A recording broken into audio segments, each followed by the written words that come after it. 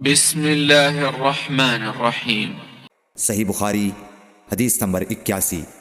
رسول اللہ صلی اللہ علیہ وآلہ وسلم نے فرمایا کہ علامات قیامت میں سے یہ ہے کہ علم دین کم ہو جائے گا، جہل ظاہر ہو جائے گا، زنا بکثرت ہوگا، عورتیں بڑھ جائیں گی اور مرد کم ہو جائیں گے، حتیٰ کہ 50 عورتوں کا نگران صرف ایک مرد رہ جائے گا۔ صحیح بخاری حدیث نمبر 82۔ رسول اللہ صلی اللہ علیہ وسلم نے فرمایا کہ میں سو رہا تھا، اسی حالت میں مجھے دودھ کا پیالہ دیا گیا، میں نے خوب اچھی طرح پی لیا، حتیٰ کہ میں نے دیکھا کہ تازگی میرے ناخنوں سے نکل رہی ہے۔ پھر میں نے اپنا بچا ہوا دودھ عمر بن الخطاب کو دے دیا۔ صحابہ رضی اللہ عنہم نے پوچھا، آپ نے اس کی کیا تعبیر لی؟ آپ صلی اللہ علیہ وسلم نے فرمایا، علم۔ صحیح بخاری حدیث نمبر 83۔ حجۃ الوداع میں رسول اللہ صلی اللہ علیہ وسلم لوگوں کے مسائل دریافت کرنے کی وجہ سے منا میں ٹھہر گئے، تو ایک شخص آیا اور اس نے کہا کہ میں نے بے خبری میں ذبح کرنے سے پہلے سر منڈا لیا۔ آپ صلی اللہ علیہ وسلم نے فرمایا، اب ذبح کر لے اور کچھ حرج نہیں۔ پھر دوسرا آدمی آیا، اس نے کہا کہ میں نے بے خبری میں رمی کرنے سے پہلے قربانی کر لی۔ آپ صلی اللہ علیہ وآلہ وسلم نے فرمایا، اب رمی کر لے اور پہلے کر دینے سے کچھ حرج نہیں۔ ابن عمرو کہتے ہیں، اس دن آپ صلی اللہ علیہ وسلم سے جس چیز کا بھی سوال ہوا جو کسی نے آگے اور پیچھے کر لی تھی، تو آپ صلی اللہ علیہ وسلم نے یہی فرمایا کہ اب کر لے اور کچھ حرج نہیں۔ صحیح بخاری حدیث نمبر 84۔ نبی صلی اللہ علیہ وسلم سے آپ کے آخری حج میں کسی نے پوچھا کہ میں نے رمی کرنے یعنی کنکر پھینکنے سے پہلے ذبح کر لیا۔ آپ صلی اللہ علیہ وسلم نے ہاتھ سے اشارہ کیا اور فرمایا، کچھ حرج نہیں۔ کسی نے کہا کہ میں نے ذبح سے پہلے حلق کر لیا۔ آپ صلی اللہ علیہ وسلم نے سر سے اشارہ فرما دیا کہ کچھ حرج نہیں۔ صحیح بخاری حدیث نمبر 85۔ آپ صلی اللہ علیہ وسلم نے فرمایا کہ ایک وقت ایسا آئے گا کہ جب علم اٹھا لیا جائے گا، جہالت اور فتنے پھیل جائیں گے اور حرج بڑھ جائے گا۔ آپ سے پوچھا گیا کہ یا رسول اللہ، حرج سے کیا مراد ہے؟ آپ صلی اللہ علیہ وسلم نے اپنے ہاتھ کو حرکت دے کر فرمایا، اس طرح گویا آپ صلی اللہ علیہ وسلم نے اس سے قتل مراد لیا۔ صحیح بخاری حدیث نمبر 86۔ ہم سے موسیٰ بن اسماعیل نے بیان کیا، ان سے وہیب نے، ان سے حشام نے فاطمہ کے واسطے سے نقل کیا، وہ اسما سے روایت کرتی ہیں کہ میں عائشہ رضی اللہ تعالی عنہا کے پاس آئی، وہ نماز پڑھ رہی تھیں۔ میں نے کہا، لوگوں کا کیا حال ہے؟ تو انہوں نے آسمان کی طرف اشارہ کیا، یعنی سورج کو گہن لگا ہے۔ اتنے میں لوگ نماز کے لیے کھڑے ہو گئے۔ حضرت عائشہ رضی اللہ تعالی عنہا نے کہا، اللہ پاک ہے۔ میں نے کہا، کیا یہ گہن کوئی خاص نشانی ہے؟ انہوں نے سر سے اشارہ کیا، یعنی ہاں۔ پھر میں بھی نماز کے لیے کھڑی ہو گئی، حتیٰ کہ مجھے غش آنے لگا تو میں اپنے سر پر پانی ڈالنے لگی۔ پھر نماز کے بعد رسول اللہ صلی اللہ علیہ وسلم نے اللہ تعالیٰ کی تعریف کی اور اس کی صفت بیان فرمائی۔ پھر فرمایا، جو چیز مجھے پہلے دکھلائی نہیں گئی تھی، آج وہ سب اس جگہ میں نے دیکھ لی، یہاں تک کہ جنت اور دوزخ کو بھی دیکھ لیا۔ اور مجھ پر یہ وحی کی گئی کہ تم اپنی قبروں میں آزمائے جاؤ گے۔ مثل یا قرب کا کون سا لفظ؟ حضرت اسما نے فرمایا، میں نہیں جانتی۔ فاطمہ کہتی ہیں، یعنی فتنہ دجال کی طرح آزمائے جاؤ گے۔ کہا جائے گا قبر کے اندر کہ تم اس آدمی کے بارے میں کیا جانتے ہو؟ تو جو صاحب ایمان یا صاحب یقین ہوگا۔ کون سا لفظ فرمایا؟ حضرت اسما نے، مجھے یاد نہیں۔ وہ کہے گا، وہ محمد اللہ کے رسول صلی اللہ علیہ وسلم ہیں، جو ہمارے پاس اللہ کی ہدایت اور دلیلیں لے کر آئے، تو ہم نے ان کو قبول کر لیا اور ان کی پیروی کی۔ وہ محمد صلی اللہ علیہ وسلم ہیں۔ 3 بار اسی طرح کہے گا، پھر اس سے کہہ دیا جائے گا کہ آرام سے سو جا، بے شک ہم نے جان لیا کہ تو محمد صلی اللہ علیہ وسلم پر یقین رکھتا تھا۔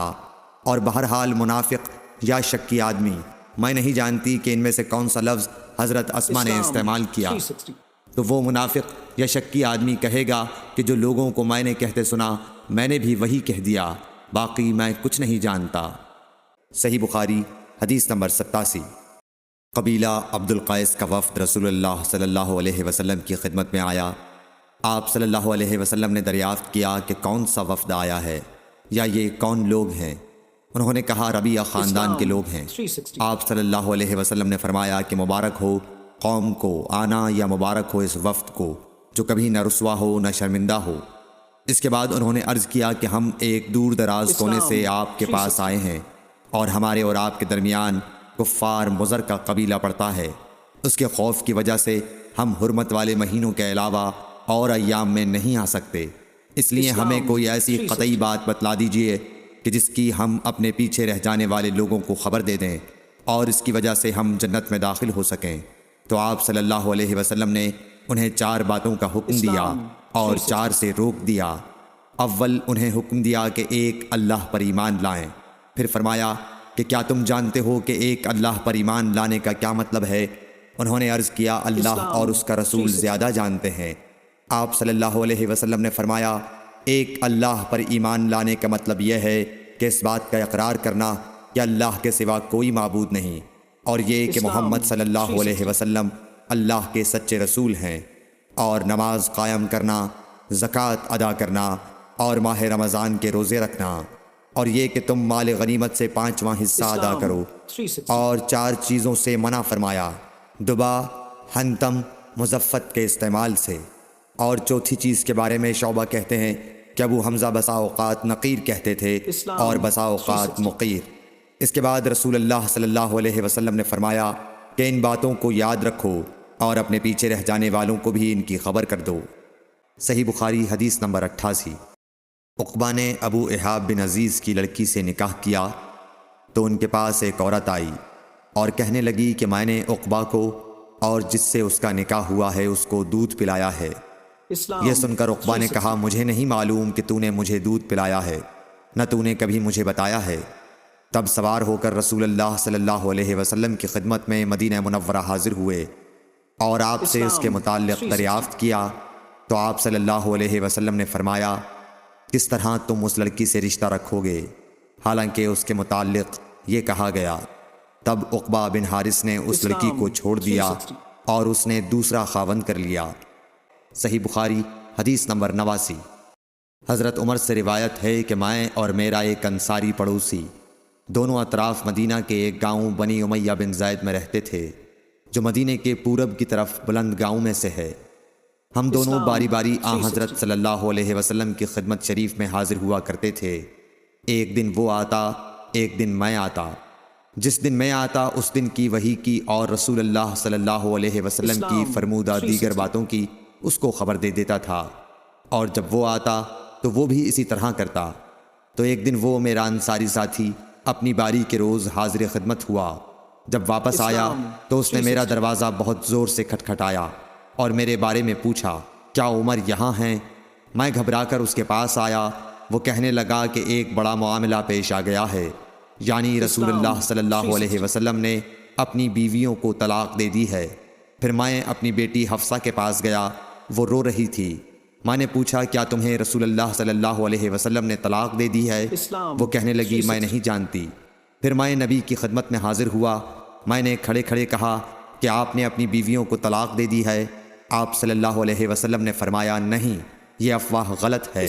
تب میں نے تعجب سے کہا اللہ اکبر، اللہ بہت بڑا ہے۔ صحیح بخاری حدیث نمبر 90۔